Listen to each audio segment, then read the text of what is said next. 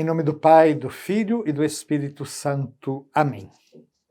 Caros irmãos e irmãs, temos falado nos últimos programas sobre o tema Jesus Cristo, verdadeiro Deus e verdadeiro homem. Já falamos sobre algumas heresias que foram surgindo ao longo da história e que negavam justamente esse equilíbrio. As primeiras heresias negavam justamente a humanidade verdadeira de Jesus. E depois outras negavam a sua divindade. E vimos como o primeiro concílio ecumênico da história, reunido na cidade de Nicéia, na Ásia Menor, no ano 325, se reuniu justamente para refletir e combater uma heresia de um padre alexandrino chamado Ário, que negava que Jesus fosse verdadeiro Deus. E aí o concílio de Nicéia vai dizer que ele é Deus de Deus, luz da luz, Deus verdadeiro de Deus verdadeiro, gerado, não criado, consubstancial ao Pai. Mas antes, uma heresia que poderia ser enquadrada como docetismo, ou seja, docetismo quer dizer aparência, né? Dizendo que a humanidade de Jesus era meramente aparente. Se a gente ver a primeira carta de São João, nós vamos perceber como São João já insistia. Aquilo que vimos, que ouvimos, que apalpamos, comemos com ele, na palavra da vida, isso nós vos anunciamos. São João é muito claro dizendo que aquele que nega que Jesus veio na carne é o anticristo. Então, concílio de Nicéia, depois, mais tarde, a heresia nestoriana, que via em Cristo uma pessoa humana unida à pessoa do Filho de Deus, e aí São Cirilo de Alexandria e o terceiro concílio ecumênico, reunido em Éfeso, em 431, vão falar que o Verbo, unindo a si em sua pessoa, uma carne animada por uma alma mortal, por uma alma racional, melhor dizendo, tornou-se homem.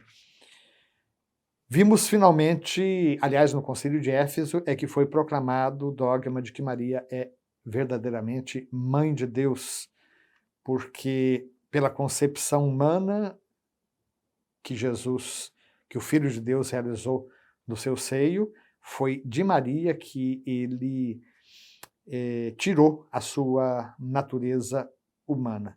De modo que é dela que ele tem o corpo sagrado, dotado de uma alma racional, unido ao qual, na sua pessoa, o Verbo de Deus, né, se fez carne.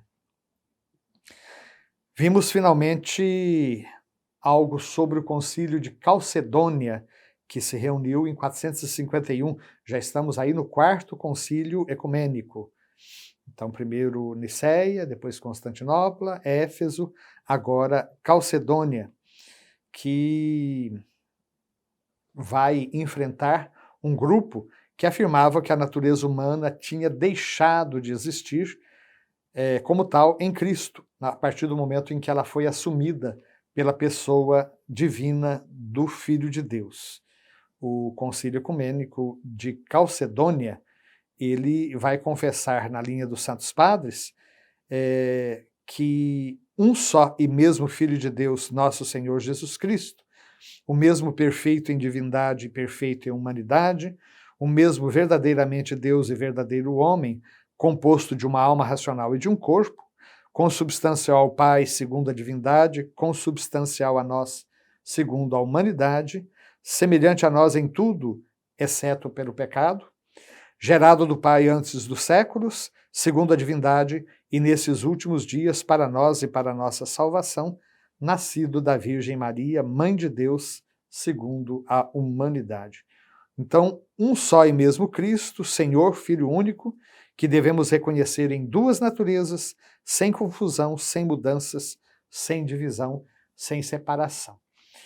Podemos perceber, então, ao longo de todos esses concílios, um esforço grande da Igreja de ir aclarando, afinal de contas, o que a revelação nos apresentava sobre a identidade do próprio Jesus. Mesmo depois do concílio de Calcedônia, ainda houve outros desequilíbrios, estamos no parágrafo 468 do nosso catecismo.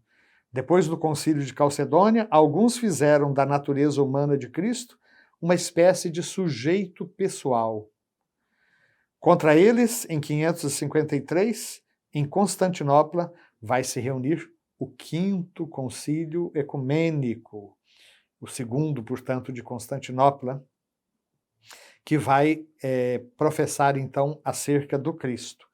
Não há senão uma única hipóstase ou pessoa, que é nosso Senhor Jesus Cristo, um da Trindade.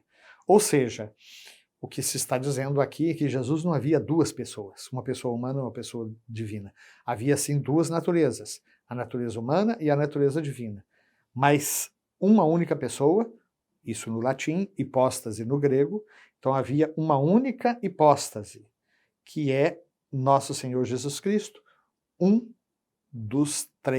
das três pessoas da Santíssima Trindade. Então, na humanidade de Cristo, tudo deve ser atribuído à sua pessoa divina como a seu sujeito próprio. O que isso quer dizer? Nós somos templos do Espírito Santo, nem tudo que nós fazemos é o Espírito Santo fazendo. Mas com Jesus, não. Tudo que ele fazia era Deus fazendo. Todas as ações de Jesus tinham como sujeito, como último responsável, a segunda pessoa da Santíssima Trindade. Não somente os sofrimentos, aliás, não somente os milagres, mas também os sofrimentos e até a sua morte. Podemos dizer que o cadáver de Jesus era o cadáver do Filho de Deus. Aquele que foi crucificado na carne, nosso Senhor Jesus Cristo, é verdadeiro Deus, Senhor da glória e um da Santíssima Trindade. Então vejam aqui o segundo concílio de Constantinopla, que já lá no ano 553 vai ainda aprofundar e a esclarecer um pouco mais sobre a identidade de Jesus. Então Jesus não tinha duas pessoas, uma única pessoa. Essa única pessoa, a pessoa do Verbo que se encarnou, era o mesmo que fazia milagres e o mesmo que sofreu a paixão. Nós podemos dizer, mais uma vez, o cadáver de Jesus era o cadáver do Filho de Deus. Aquele que foi crucificado na carne é verdadeiro Deus, Senhor da glória e um da Santíssima Trindade. Parágrafo 469. A Igreja confessa assim que Jesus é inseparavelmente verdadeiro Deus e verdadeiro homem. Esse equilíbrio nós somos chamados a cultivar, a não desprezar nenhuma nem outra das duas naturezas. Essa falta de equilíbrio que houve lá nos primeiros séculos continua nos nossos tempos. Tem muita gente que vê Jesus apenas como Deus. E por causa disso, não se preocupa muito com as suas próprias opções históricas, com o seu esforço na obediência ao Pai, com as suas dores, com a tentação ou as tentações que ele sofreu. Outros, ao contrário, negam que ele era verdadeiro Deus, ainda hoje.